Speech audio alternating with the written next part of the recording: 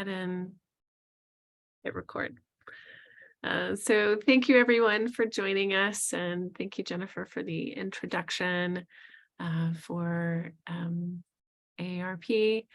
And I am just really grateful to be able to present on this topic today.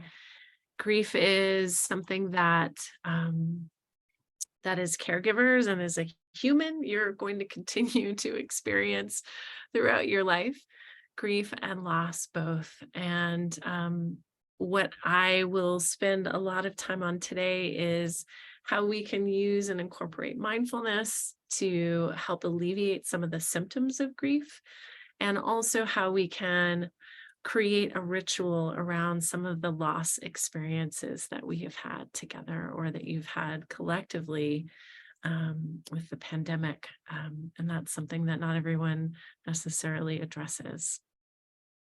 So let's start today actually just just a short grounding, and then we'll come together with a little more education around grief. And I'd love also to hear where you are. If you've just now joined us, I know a few have popped in. If you would like to put where you're zooming in from, and perhaps maybe how you're experiencing some relief or levity in your life this week. Some people put chats with friends or walking outside. I would say spending time with my son. He taught me how to play pool this weekend. So that was definitely humorous. I'm not as bad as I thought. So that made things a little bit lighter for us, which is really good. So let's do just a very short grounding, and then we'll move into a little bit of education around grief. So wherever you are is perfect. If you would take your eyes just a little bit off the screen is busy. Let your eyes either fall low to a low gaze, something neutral, or you could close your eyes altogether if that makes sense for you. I will say that I often offer things and assume accessibility to the things that I offer. Please make accommodations, however that means for you, in terms of um, you can turn on your closed caption. You can also ask for any clarity that you need in the chat box. If I say raise an arm for any reason, know that you can instead lift a shoulder or lift a foot, or just wiggle in your seat if that's accessible for you. So please make those accommodations as it feels appropriate for you. So taking that low gaze, take a moment to notice what's connected to the earth. So it might be that you can feel what's underneath your seat. And that would be moving the hips a little bit right and left or forward and back. So feeling the weight of your pelvis against your seat. Perhaps you can feel either the feet, legs, or something else connect to the ground. So just noticing that. You might notice where your arms land if it's not intentional, if you have them folded tightly or if they're loose, if you have a grip in the hands or if they can soften. So noticing that. And then take a moment to consider asking yourself, what is it that I need? And what is it that I want? And it could be a movement in your body. Maybe you're feeling tightness or stiffness. Maybe a little movement of the head side to side might actually bring a little relief. Maybe you're thirsty, a little sip of water. Maybe you know you need to stand up because you've been sitting. So really paying attention to the bodily sensations. What does my body need in this moment? Maybe it's a swallow or a sigh. Just taking a moment to notice and allow yourself to do what your body's asking you to do. And then when you feel ready, you can bring your attention back. So take just a moment to notice what that experience was like for you. It is sometimes one of the most difficult questions to answer as a caregiver, if that is your role, if you're caring for anything in this world, to be able to notice what your own needs and desires are. It's so easy to put that on the back shelf. Oh, I need this or to do this. And it usually involves someone else. But to be able to pause for a moment and recognize, oh, I need to go to the bathroom and I've been waiting for whatever it is. Or, oh, I do feel thirsty, taking a sip of water. Or noticing that you've been sitting too long, that you need to move, or notice that you've been moving too long, and taking a little respite would be appropriate. So my curiosity as we talk and as we experience this, that you continue to attune to these little messages that your body is giving you throughout the session. Constantly, you'll be already, matter of fact, you probably already made a judgment about me or the session in and of itself, or you have an expectation. You probably thought, oh, well, why aren't we already doing this, talking about grief already? Why are we talking about me? So just notice that those things that kind of pop up for you, part of mindfulness is starting to be really curious and pay attention. And then asking yourself, does that need attention? And that's where the agency comes in, that we're able to notice what our body needs. I'll throw one more example out before I start sharing some slides. How many of you have experienced, and you could put it in the chat, or you could raise your hand, or raise a hand emoji. How many of you experienced any type of pain or chronic pain in your life? I don't know how many I have. It is definitely, yeah, quite a few of us. Okay, most of us. Almost all of us have experienced that. Okay. And just by noticing and acknowledging that is huge. But what happens when our body begins to signal pain, and that could be emotional pain, could be physical pain. It starts out usually as in a whisper, and it gets a little louder when we don't pay attention to it. I wonder how many of you have also noticed that. Pain tends to use a megaphone when we've ignored it. So something that's kind of started a little niggling, and then it got the volume started to increase and increase. It means it wants some attention. It's wanting you to acknowledge that it's there, and then asking yourself, what would I like to do with that? One of the key things that we can do in acknowledgement of either pain, grief, or even traumatic experiences that have happened in our life is to be able to notice it and sit with it for a little while. That is not comfortable. And grief is exactly that. It's not comfortable. And I love the definition.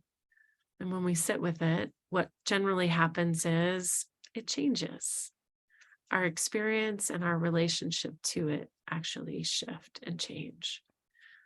And I'll share my screen here if everyone can see that. Let's move this. All right. This is one of my favorite definitions of grief, and it comes from Elizabeth Gilbert. She writes, grief is a force of energy that cannot be controlled or predicted. Grief does not obey your plans or your wishes. Grief will do whatever it wants with you, whenever it wants with you. And in that regard, grief has a lot in common with love. And another way that I've heard this is because we've loved so much, or you can interject another thing, because you care so much, because you value that thing so much, is why it feels like a loss. It wouldn't feel like a loss if there wasn't an investment in it. And that investment could be love, or what you value, or what you deem important. Or it could be something that someone else has told you that it is important, and how we were raised, or those sort of unwritten rules in our family. Because we love is because we also grieve. The root word gravis is a Latin, as it comes from a Latin root of the word grief, which means weighty, heavy. And often we think about when we experience a loss or something that we're grieving, it is like this.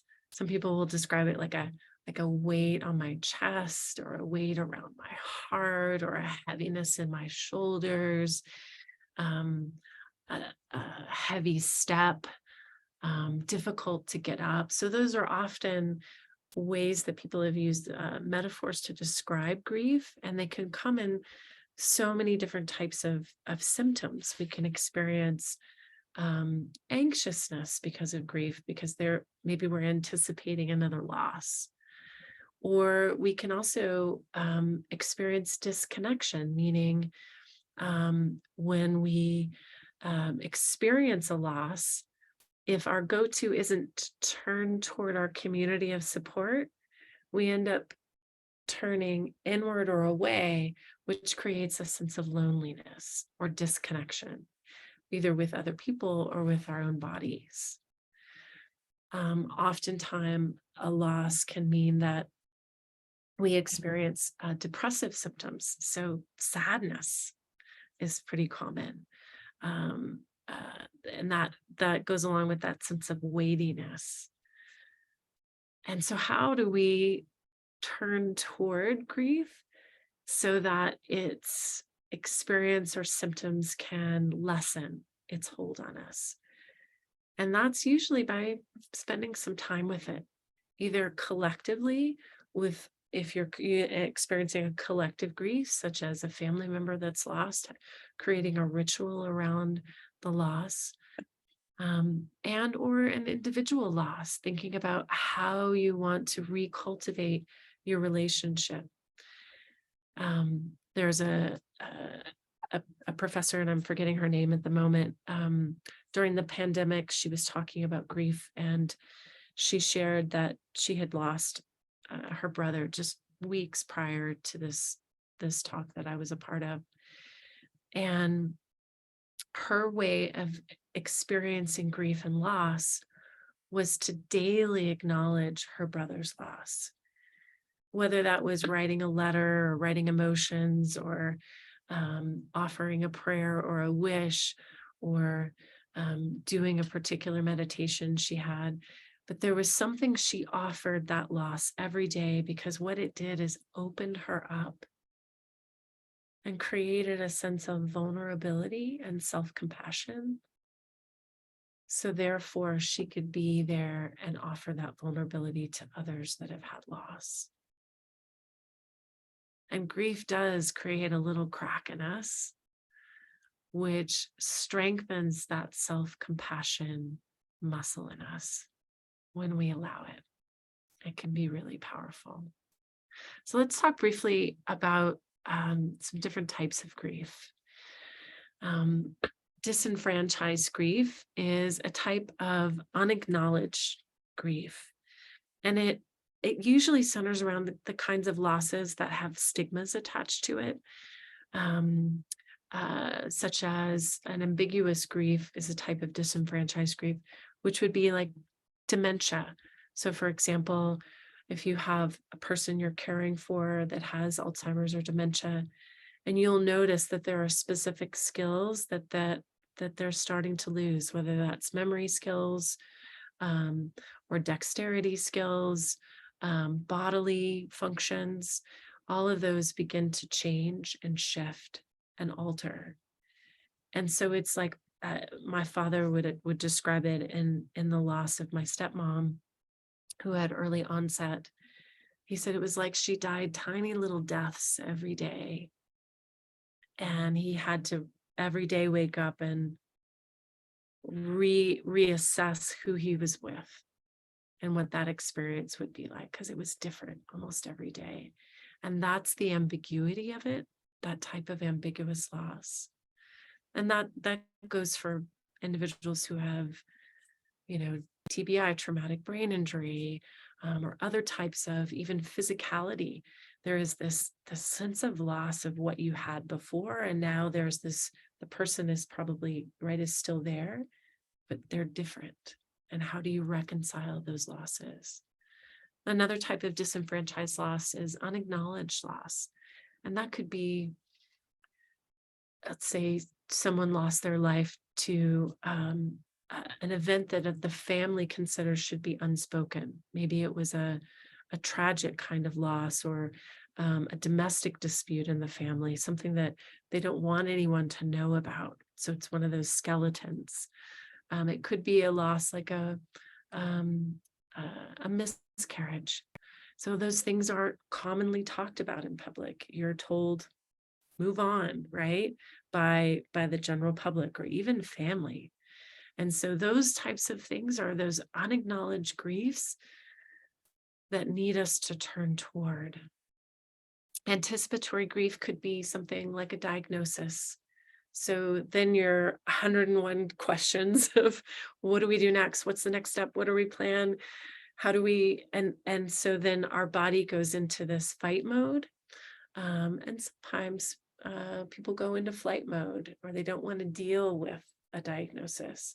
But there is the undercurrent of anxiousness, and that's a type of anticipatory grief. So expecting something in the future. For me, I years ago, I was married to someone who moved every 2 years. So we would get all settled in, and we would make a new community. And then I knew after that first year, if I hadn't made a friend, I wouldn't make any more, because I didn't want to open up my heart and then lose that friendship. So there was this constant anticipation of moving, of loss of community, of loss of friendships, of knowing that it was headed that way. You might be experiencing it if you've retired or going to retire soon. There's that anticipation of loss of connection, or loss of maybe sense of purpose. Collective grief, I think COVID's probably our prime example there. Or let's say in particular regions, I noticed in Mississippi and Alabama, where they had a recent tornado, their whole community is suffering. And so there is this sense of what can we turn toward when we have collective grief? Cumulative grief can be a series of setbacks or losses, and they begin to add up and create this different sense of loss and grief, where you start to maybe have anxiety symptoms. It's similar to anticipatory, meaning what's going to pop up next, right? What shoe is going to drop next? So there's that type of grief that tends to happen.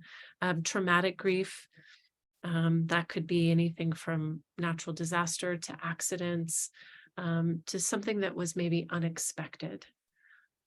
It could also be in any kind of traumatic experience, whether it was sexual assault or even domestic violence. Inhibited grief, it's when shock and numbness become the go-to. So when in our nervous system, we have those autonomic responses of fight, flight, freeze, and also there's one, it's fawning, but I call it faking, where and this is the next one, where we're masked. From the neck up, we say everything's fine. And then from the neck down, you've got like irritable bowel, or you have other strange symptoms popping up, physical symptoms in your body. So the body knows you have some stress, but you're just pushing right through it. So inhibited grief can cause physiological symptoms, so can masked grief. And absent, so disassociative or avoidant. This was often my parents' generation, right? So they might have had a parent die, and then it was never talked about. It was just we don't talk about that happening, or My dad comes from the generation of, well, it just happened, so we don't talk about it. And or could be an experience. Maybe you have a partner and your child has experienced, or someone you're caring for has experienced something, and then and it's a loss of some kind, and there's one part of the partner that is avoidant, doesn't want to discuss the loss, doesn't feel it's necessary, ready to move on. Or disassociative is where you're constantly maybe traveling back. Reoccurrent memories are happening. They can be positive and they can be negative. There's a lot of new research about rumination, and there's a difference between rumination and our ability to reminisce. Reminisce is a savoring quality to it, of being able to pull out a photo album and remember the beautiful memories of someone that you've lost and reflect, and where those joyful and sometimes difficult emotions come up. And then there's more ruminative qualities of, I should have, I could have, right, prevented this, or what if this had happened? So being able to notice those differences are really important and valuable. I'm just going to check the chat. Yeah, denial. That's a good question. Avoidant is a form of denying grief. I would also say it kind of borderlines the mask and inhibited grief as well. Normalized grief is what we're hoping for, that we can talk about it. You showed up today, and that is such a powerful testimony to your desire to not only learn more, but hopefully gain some skills to recognize some symptoms of grief and give you back that agency. And that's a really powerful thing. So there are all of these different types of grief, and we'll do, just before we dive into, and feel free to type a question in the chat box if you've got one. We'll do a little bit of a grief inventory. But before we move into that, let's do just another gentle or easy reflection if we can. So however you are is perfect. I generally like to try to put both feet or feel some kind of way I can connect to the ground. You can take the eyes just a little bit off of the screen, or close the eyes if that feels comfortable. And then let your awareness go right at the edge of the nose, where you can feel a little bit of breath come in, and the warmth as you feel the breath go out. And do that a few more times, just noticing the ease of the breath. And if it feels uncomfortable to notice or to modulate the breath, you can also place the hands together and you can rub them, or just notice the sensation of the breath, and then start to move the hands slower and slower. That'll help slow the breath down. And as you're just gently noticing the quality of the breath, notice if you can start to make the exhale just a little bit longer.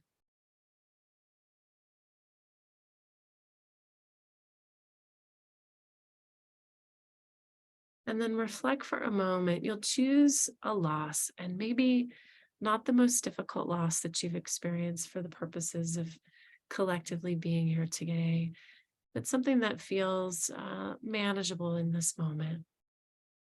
So let that come to mind. And it could be a loss of a thing, person, could be a loss of an experience like moving or a job.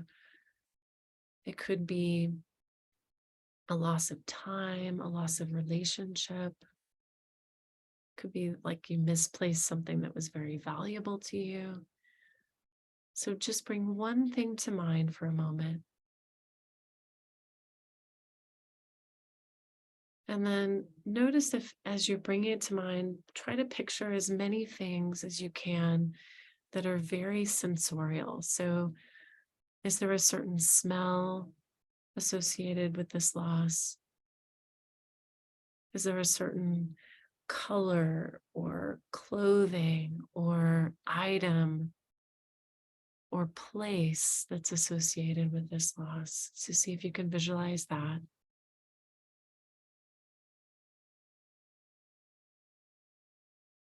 And then, were there anyone else around with you? Is there a community? Is there another person? So, just noticing.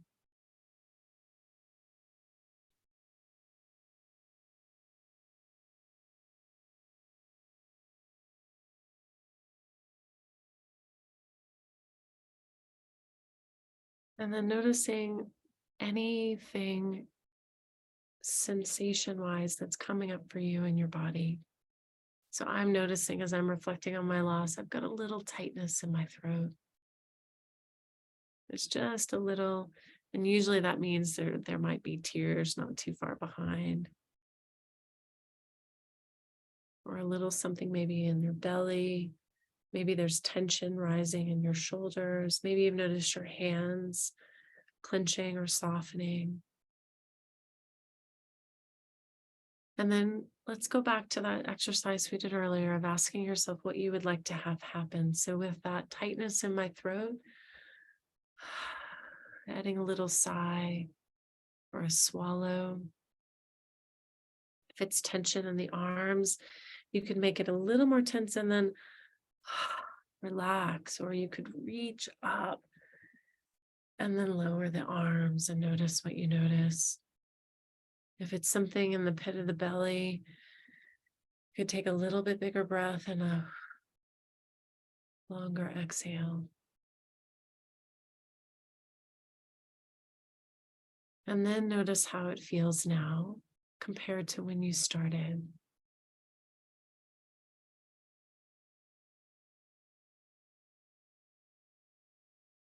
And then when you're ready, you could open your eyes or bring your attention back. If you have a pen and paper handy and you'd like to jot down a word or a little, or an emotion or a sensation that sort of connects you with that experience, I would encourage you to do that.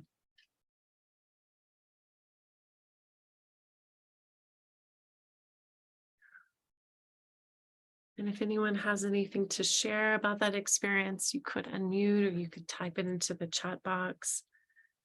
And then we're going to weave that a little more closely into our inventory of grief.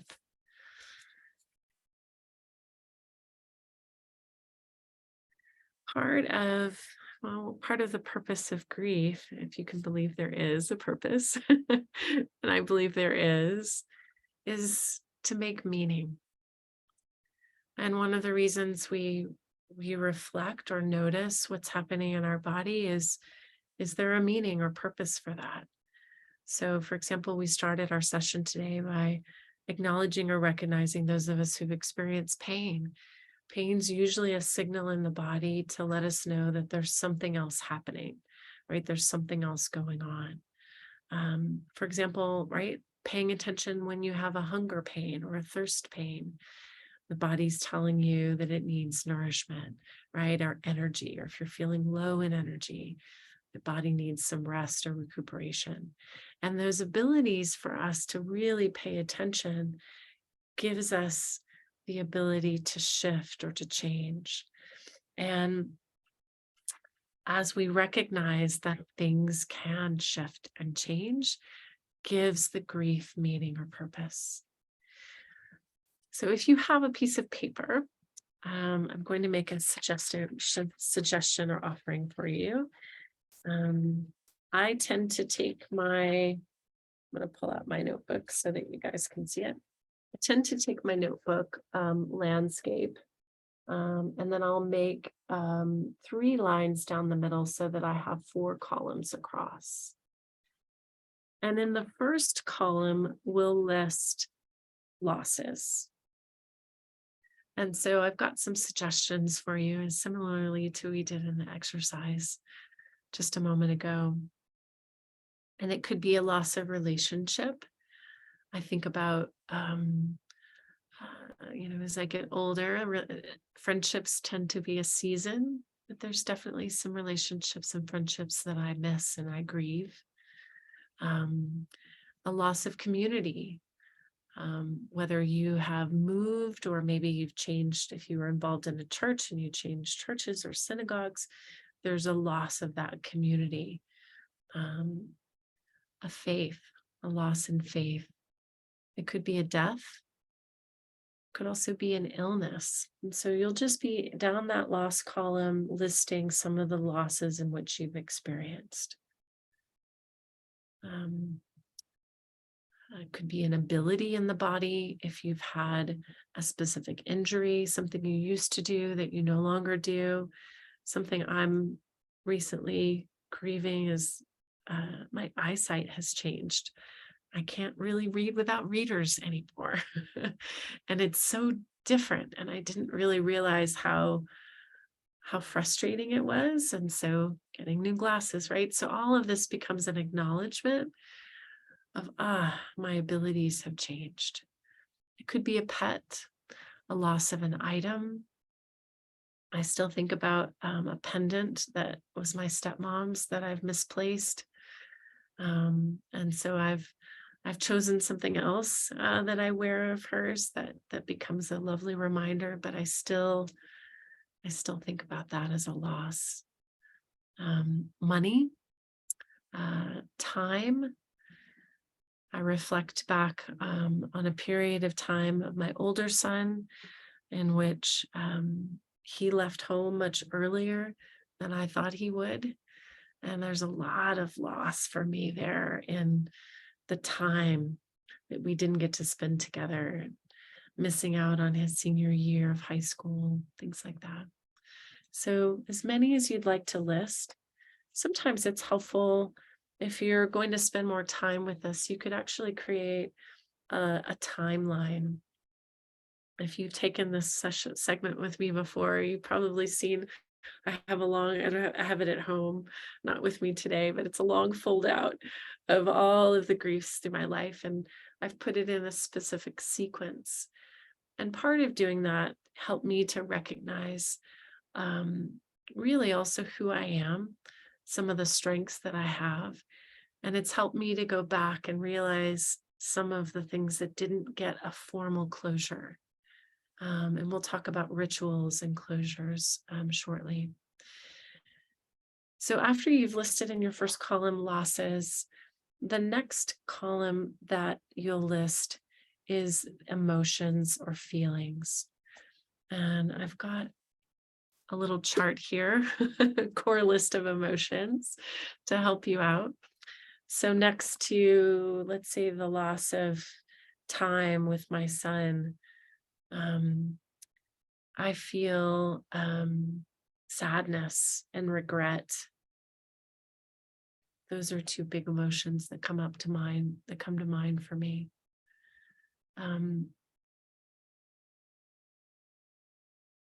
If there is a loss of friendship, I might feel some guilt around that, or even some hurt.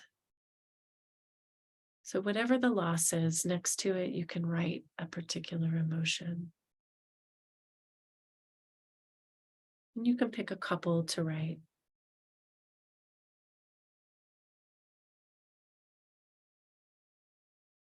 And in this third column, go ahead and let's just choose one thread to follow across. And maybe again, don't pick maybe the toughest loss or grief that you have, but see if you can pick one that feels maybe medium as opposed to the most difficult. Notice if there is a sensation in your body. So where do you feel it in your body? So if I'm choosing the time with my son and the emotion is sadness and regret, I do tend to feel it in my throat. There's also a little bit of heaviness on the heart. So see if you can find it somewhere in the body, and it might take, just getting quiet for a moment or breathing, noticing. And for those of you who don't feel an emotion in the body. That's okay. It's just a moment to recognize that, to observe that, and notice, is there something that's preventing me? Do I feel like I need to hold it together? Am I masking? Am I, am I the one who's who always has to be on and not necessarily turn those feelings on? So is there a moment where you can compartmentalize and take that role that you wear of needing to do it all, of needing to always keep it together? And can you put it in a little suitcase for a moment and set it aside and just allow yourself this time right now in this contained space that we've created together to just notice? And you can get that other suitcase out right when we're done. It'll be waiting there for you, I promise. It's not going anywhere, probably. But really allowing yourself this moment to feel and notice. And then the last column is, what is a ritual of remembrance? So it's how you would like to honor, memorialize, or ritualize this loss. And there's a lot of different ways that you can honor, and I pulled up that screen for you. A lot of times I'll hear about journeys or experiences. So oftentimes people will want to go back maybe to the place where you've spent a lot of time, if it was a loved one that you lost, if there's a family home, or maybe that person really valued being in nature. And so maybe there's a particular place in nature. My father, after my stepmom passed away, we took her ashes and separated them. And we did half of her ashes near this really sweet little bench where we had scattered her parents' ashes and a dog. And so we put some of her ashes there. And then it took my dad several years, and he finally decided what he wanted to do with the rest. And he put them with, he picked out his favorite tree, which is a Japanese maple, and he put her ashes in, and he planted this maple. And it's right outside his office, where every day he spends time, and every day he can see that maple tree. And so one thing that really edifies me in that experience is people often try to put a timeline on grief or a timeline on the ritual. And it's really your timing. And the beauty of that for me with my dad was, 5 years later, he finally, that's what felt right for him and appropriate. And it wasn't, no one was saying, hurry up and decide, why do you still have those there? He got to decide on his timetable, and that felt right for him. Other things and experiences might be, I worked with someone recently who created a little poem and a heart, and she put that plaque in her garden for her parents.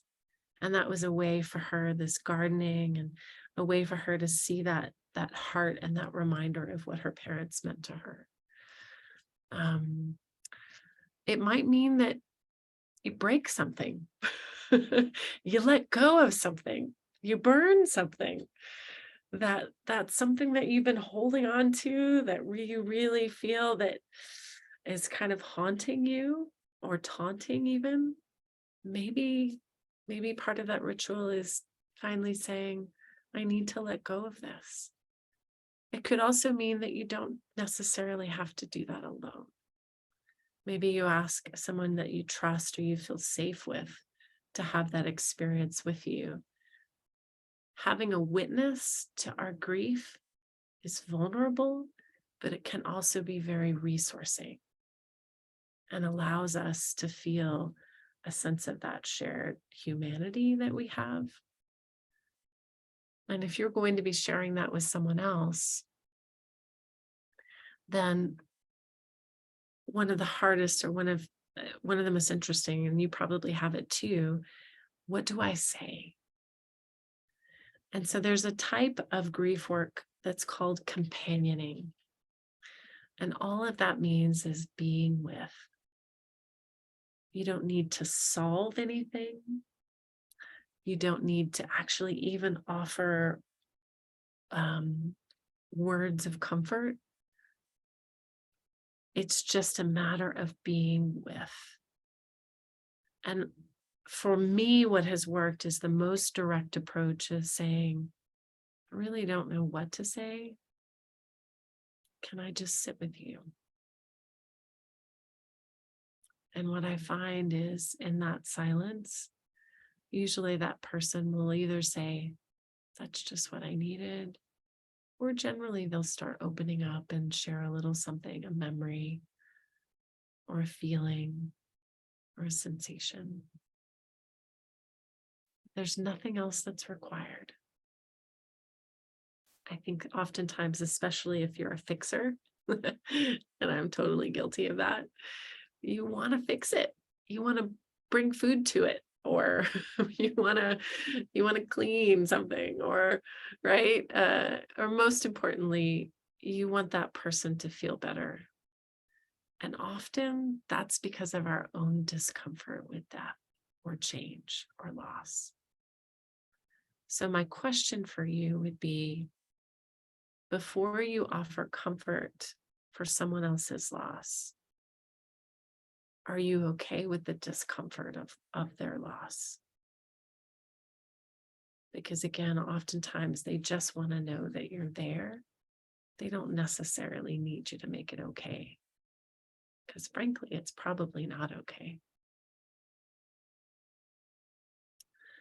So other ways to honor are remembering. And that could come in the form of, often people will do slideshows at memorials, or favorite music, or something nostalgic, sharing memories, releasing something. So I put on here that I gave my nieces something that was my grandmother's. So my grandmother had a number of quilts that were all unfinished. And I'm not a quilter, but I had them finished for each of my nieces and gave it to them because it's one of my most treasured memories, the quilts that my grandmother made for me. And being able to share that felt so good, to pass her legacy on. Another way to honor is nostalgia. So journaling, writing something. I've started with my father audio recording. I'm so glad that I have his voice, and asking him about family, memories, his first job. That's his favorite subject. So to talk about his successes. And so those kinds of things can be really special, as a way to honor. I'd love to hear your ideas.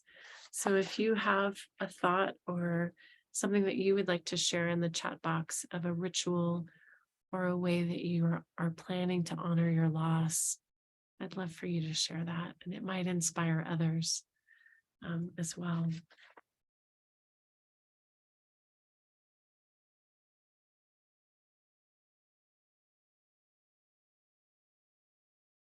This is, and speaking of creating, and I don't know how many of you have, I hope I have turned it on. I'm going to hit stop share for a second and make sure I turn that on properly. There we go. A poem by Wendell Berry, and it is one of my favorites. Let's see. So maybe, Aurora, I can see you. Maybe you can give me a thumbs up if you can hear it.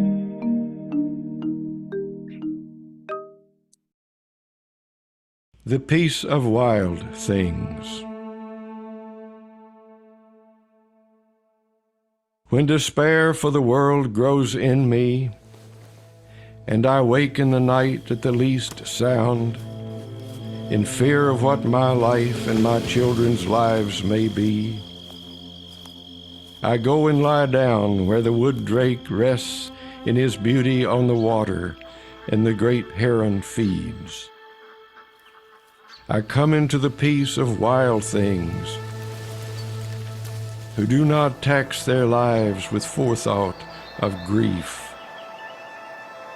I come into the presence of still water, and I feel above me the day-blind stars waiting with their light.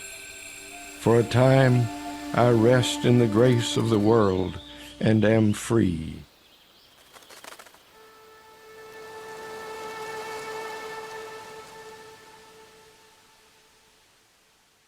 Mhm.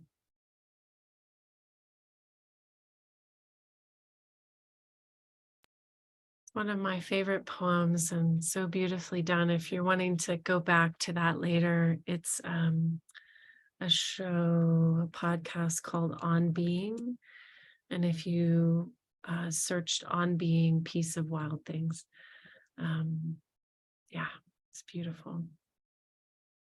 So I'll read what someone else is planning to do. Refinding an identity really helped me work through the loss of a friend. Revisiting things we used to do, but as adults didn't find time for. It's beautiful. Thank you. Yeah. I'm really glad that you mentioned that. I would be very remiss to say one of the aspects of grief and loss, as we're understanding its purpose and meaning, is what is our purpose and meaning, right? A loss can create a place of displacement, especially if we had a specific identity. So let's say, for example, you were caring for a father or a mother or a spouse or a friend, and they've passed. Your identity of caregiver goes away. Yeah, it changes. It suddenly we have to focus again on ourselves or the daily routines of life. And if you're like most of us, you're like, wait a minute, the world is supposed to stop because your world stopped, but the world, right, keeps going. And so we have to re-identify who we were before we were caregivers. And so part of that is to tap back into what makes you feel really well. When were you joyful? And as one just mentioned here, what did you used to do before you were adults that suddenly you don't have time or you didn't have time for because this role took your life, right? Or kept you from doing the things that provided joy for you or were little outlets of relief.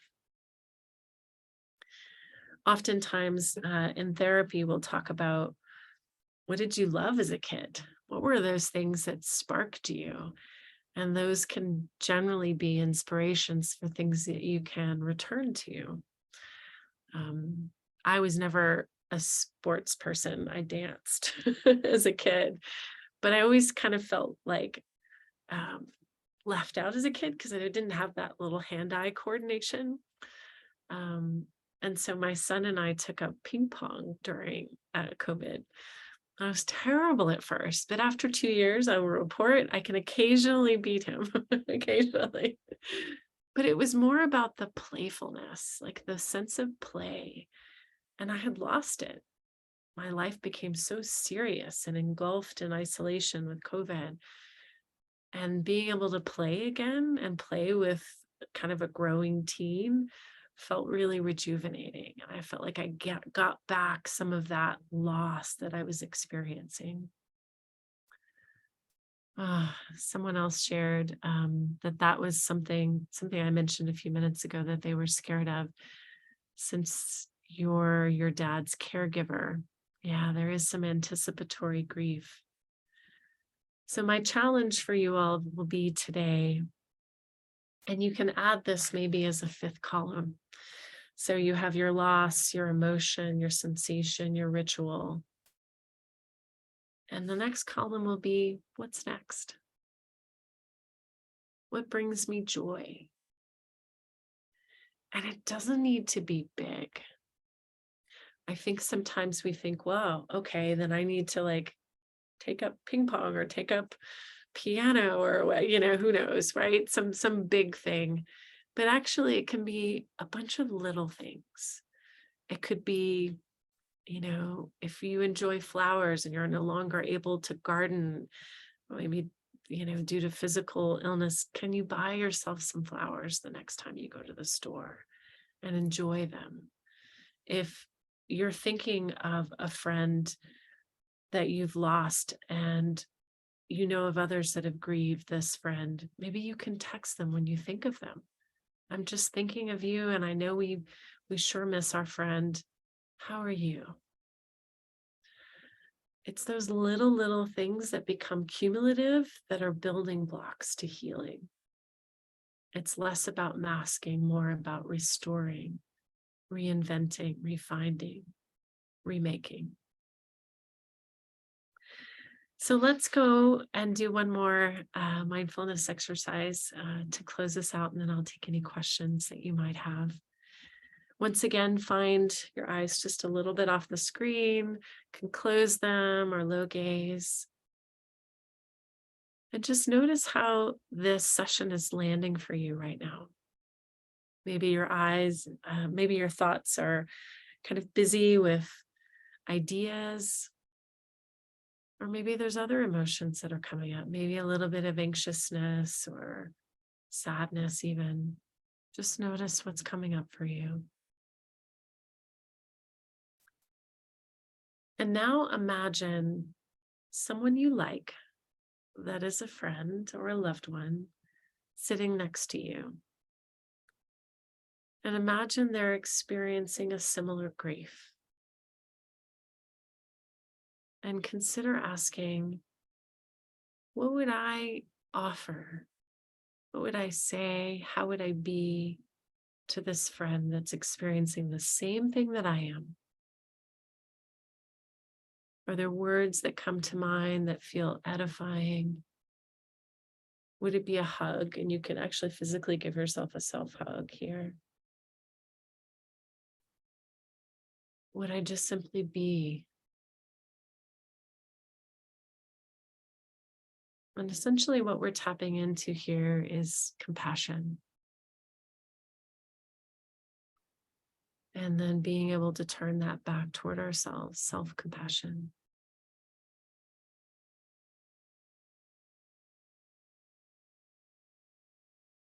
And notice what that feels like in your body.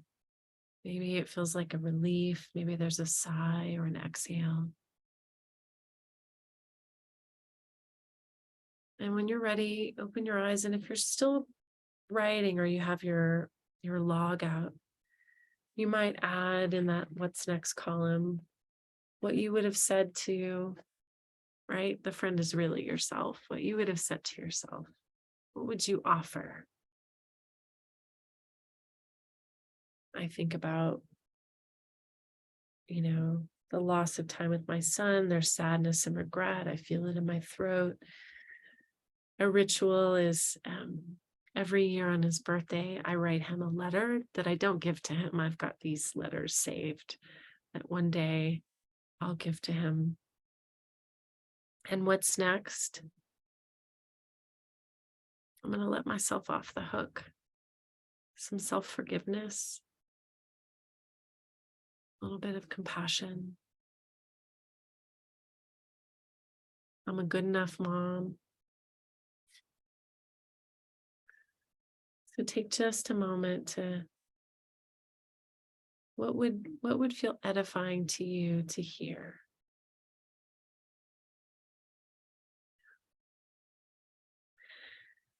So let's take one collective, gentle in-breath, and either a sigh, just a long exhale, and then noticing how that feels. All right. For those of you that are on video, I'm going to turn the recording off if you're watching this later. I'll encourage you to come live so that you can share a little or be able to ask questions. Otherwise, I'll turn that off